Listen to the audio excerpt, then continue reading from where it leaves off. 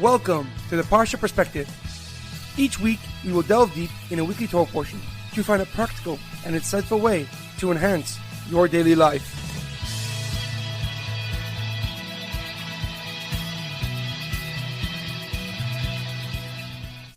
Thank you for tuning in. My name is Rabbi Shalom Yemini, and each week we will look into the weekly Torah portion to find practical and insightful ways to enhance your daily life. This week's Parsha Perspective is in honor of the Refuah Shlema, the complete and speedy recovery of HaRav Amitai ben Shoshanna, Leah Mintche bas Gittel, and Shaul ben Berta.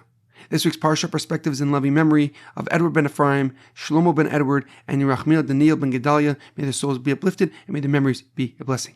This week's Parsha Perspective is dedicated by the Akirov and Shemtov families in honor of the Rebbe and the ultimate redemption, the Amitai Shlema. May Hashem bless them and their families with health, happiness, and nachas. This Shabbos is the third of Tammuz, Gimel Tammuz, which marks 28 years since the passing of the Lubavitcher Rebbe, Rabbi Menachem M Schneerson. Traditionally, this is a day of reflection, recommitment, and overall positive action. This week's Torah portion is Parshas Korach, Spark of Light. Our Parsha begins with Korach, a rich and influential man from the tribe of Levi, staging a rebellion against Moshe and his brother Aaron. Together with a few ringleaders, he gathered 250 men and accused Moshe and Aaron of nepotism and power hoarding. They took specific issue with Moshe's appointment of his brother Aaron as the Kohen Gadol, the high priest. Furthermore, they argued that since the Jewish nation were all holy, there was no need for Moshe, or for any person for that matter, to be higher than another and to be their leader. In response, Moshe proposed that they participate in a test the next day, and this would determine who indeed was chosen to be the high priest and the leader. Everyone would bring an incense offering, a keteris offering in the Mishkan, and God would make his choice known. But Hashem was immensely angered by the nation's association with Korach and wished to destroy them. But Moshe and Aaron prayed on the Jewish people's behalf, and the decree was averted. Instead, Hashem made the earth open up and swallow Korach and the rest of the rebels.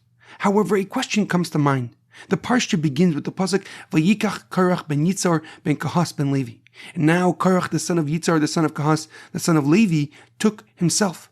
But many translate the word Vayikach, and he betook himself. Korach betook himself, because it's not clear what is the Torah referring to.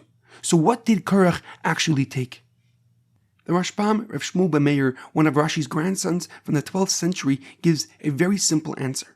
He writes that the Torah alludes to the fact that it was Korach who took the initiative and began this mutiny against Moshe and Aaron. He approached Dasan and Aviram and convinced them to support and join his rebellion. The Rashbam explains that Korach was very persuasive and influential, and therefore he is individually credited for sparking this revolt. This indicates that much of the unusual punishment was directed at him and his family. However, his grandfather, Rashi, Rav Shlomo Yitzchaki, gives a deeper and more profound explanation. He writes that the Torah hints that Korach took himself away from his tribe and congregation. As mentioned earlier, he was a high-level Levi, a high-level Levite who worked around the Mishkan.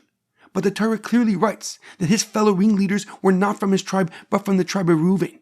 Rashi explains that Korach needed to remove himself from his holy tribe, the tribe of Levi, to spread his rebellion. He could not convince or persuade any people from his tribe to join his revolt, and therefore he went to another tribe. The Yirachmiel Daniel Ben Ibn Attar adds that there were arguments amongst the ringleaders themselves. They argued who would be the ultimate leader if the rebellion was successful.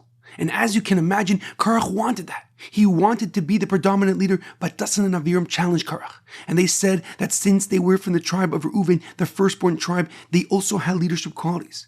This means that the unity between the ringleaders themselves was shaky at best, and although they put up a united front, each one was vying for power over each other.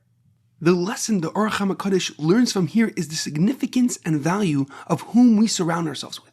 But most importantly, whom do we allow to intellectually and mentally influence us? And this invaluable message rings true today as it did for the last 3,000 years.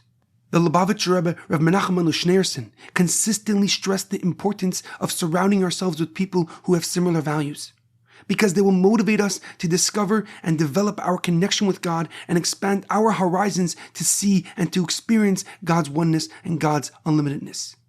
But most importantly, they challenge us to search for light within ourselves and share that light and share that unity and that oneness and that peace of God within you to the entire world.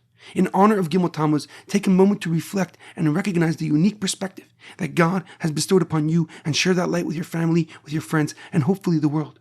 I will end off with a quote of the Lubavitcher Rebbe. If you see what needs to be repaired, then you have found a piece of the world that God has left for you to complete. Have a meaningful Shabbos and a great weekend.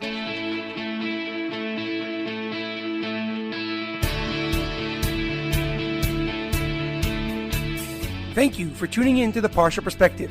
Check out our website, theparshaperspective.com. Send thoughts and comments to theparshaperspective@gmail.com. Till next time, thanks for listening.